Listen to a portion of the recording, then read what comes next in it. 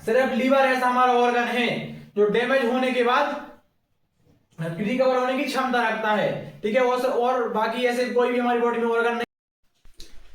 Hello guys, तो कैसे हैं आप सभी? आई होप आप लोग बहुत अच्छे होंगे और सकुशल होंगे, समस्त परिवार। तो today we will discuss about digestive system.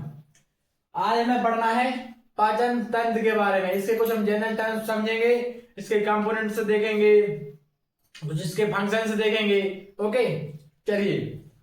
तो नाउ डाइजेस्टिव सिस्टम, सबसे पहले हम समझेंगे कि जो डाइजेशन है वो क्या होता है। तो the digestion it is the process of breakdown of large insoluble food. जो लार्ज इनसॉल्युबल फूड्स कंपाउंड होते हैं हमारी बॉडी में, जो हम लेते हैं तो जाके वे कहां मिलते हैं? इनटू स्मॉल वाटर सॉल्युबल, मतलब जो ऐसे कंपोनेंट जो लार्ज होते हैं, जो जाके कहां मिलते हैं? स्मॉल वाटर इनसॉल्युबल कंपोनेंट्स में।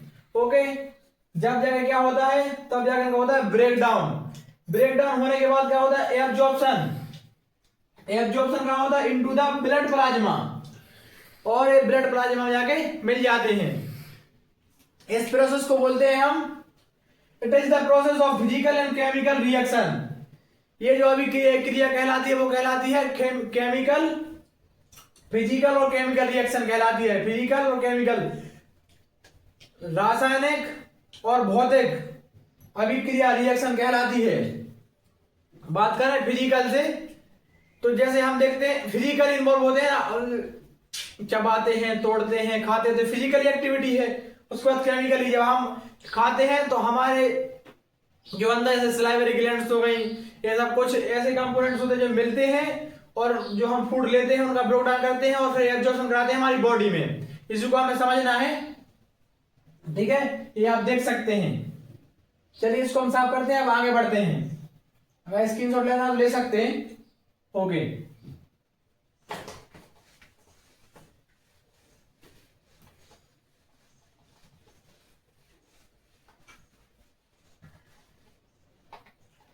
देखिए डाइजेस्टिव सिस्टम सब लोग समझते हैं और ये हमारी बॉडी का एक महत्वपूर्ण जो सिस्टम है, बहुत ही महत्वपूर्ण सिस्टम है। ठीक है, कहते हैं ना कि तन, मन और धन ये हमेशा बहुत ज्यादा ही होना चाहिए, महत्वपूर्ण है ये, और हमेशा इनमें हमें संपन्न होना चाहिए। समझ पाए ना?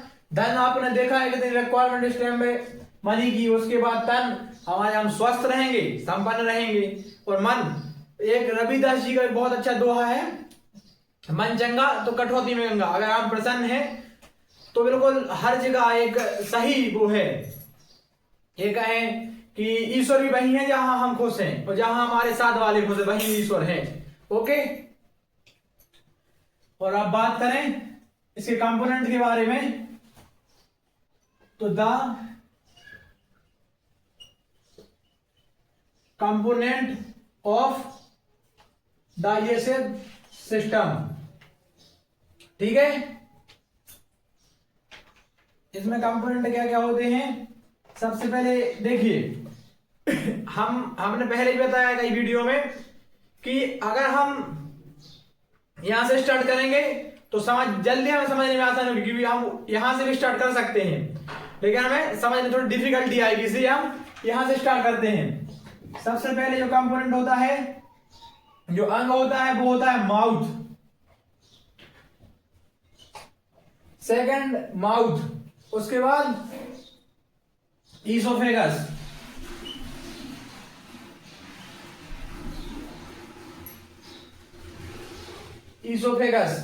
फिर हम बात कर जाएंगे नीचे तो सलाइवरी ग्लैंड,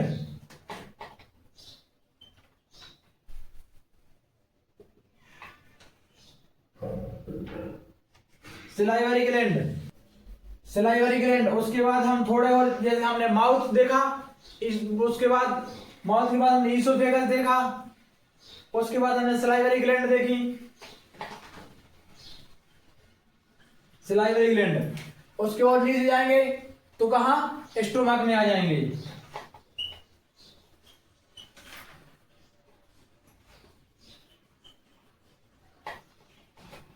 स्टोमक, ठीक है।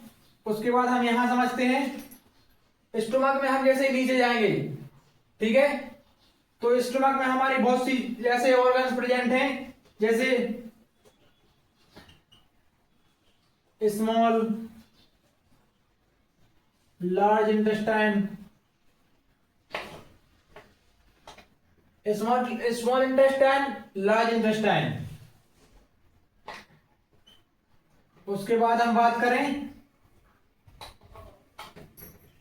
लिवर की, चलो इसको थोड़ा सा हम यहां साफ कर देते हैं। जी फॉर ग्लैंड, जैसे हम समझ लेंगे, ओके। उसके बाद हम बात करें पैंक्रियाज की,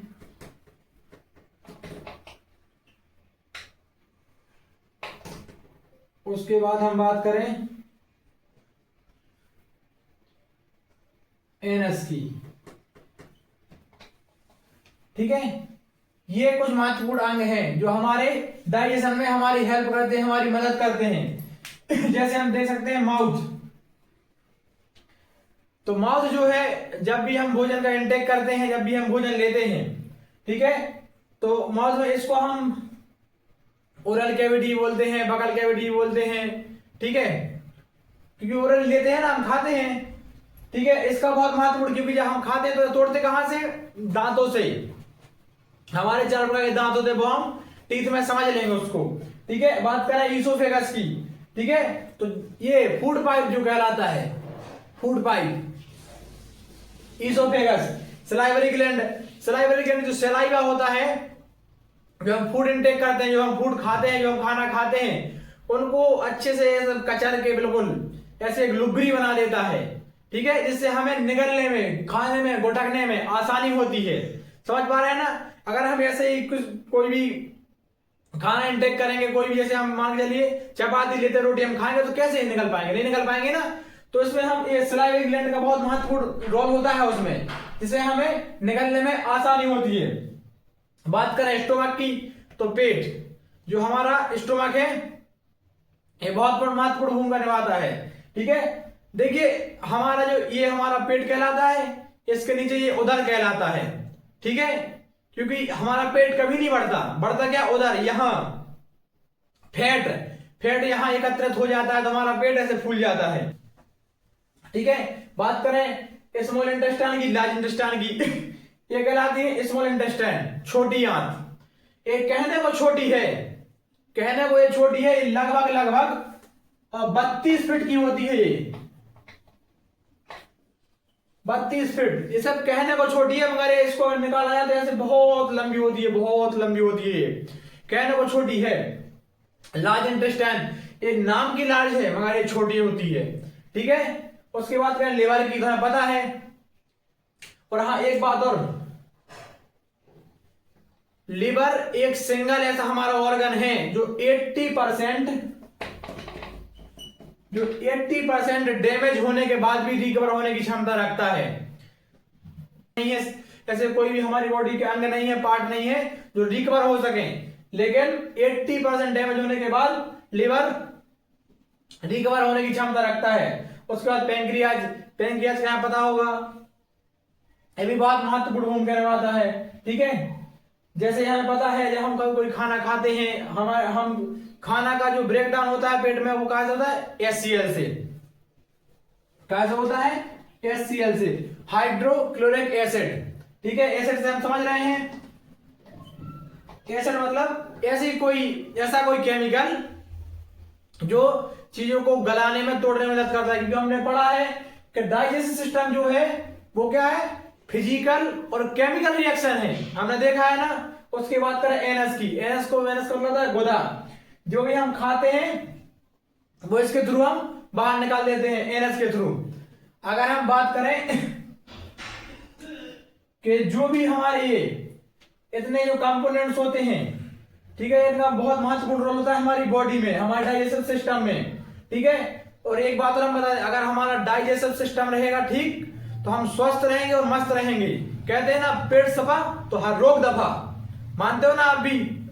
ओके, तो इसलिए लाइक करते हैं हमारे वीडियो को, ठीक है। और जैसे हमने सुना भी है कि ब्राह्मण जैसी बुद्धि और क्षत्रिय जैसा बल और शूद्र जैसी काम करने की कैपेसिटी अगर जिसमें भी होती है वो विश्व विजेता कहलाता है, ठीक है।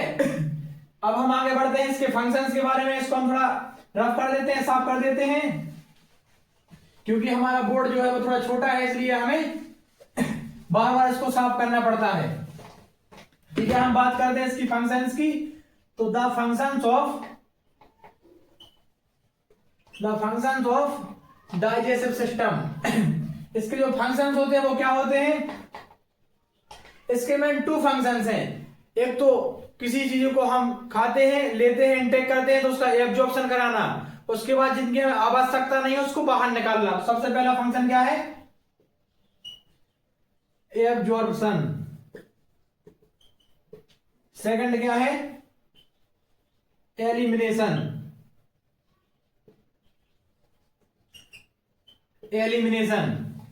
एब्जॉर्प्शन का मतलब हम समझते हैं और एलिमिनेशन का मतलब समझते हैं।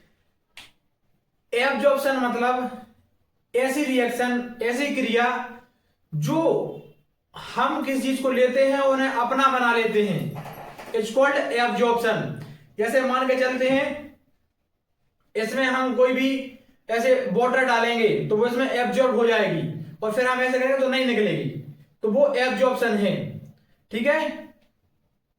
और एलिमिनेशन मतलब जो हमारे शरीर को, जो हमारी बॉडी को जिनकी आवश्यकता नहीं है उनको बाहर निकाल देती है। तो इसको हम ऐसे बोल सकते हैं, एलिमिनेशन मतलब out of the body waste. जो हमारा वेस्ट होता है वो वो हमारी बॉडी से बाहर निकल जाता है, उसको बोलते हैं एलिमिनेशन, ठीक है। और एक बात और हम आपको बता दें, एब्जॉर्प्शन जनरली ज्यादा चीजों, कौन चीजों को होता है? सबसे पहले बात करें तो एब्जॉर्प्शन होता है, यहां कर दें, सबसे पहले बात होता है एब्जॉर्प्शन होता है फैट का। हमें पता होगा जो इंपोर्टेंट रोल होता है फैट का वो होता है एनर्जी फॉर्मेशन में, जिससे हमें एनर्जी मिलती है, ज्यादातर एनर्जी हमें फैट से मिलती है, ओके। उसके बाद बात करें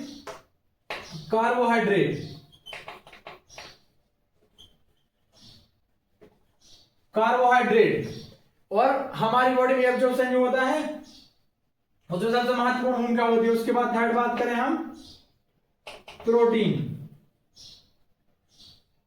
प्रोटीन्स, ओके।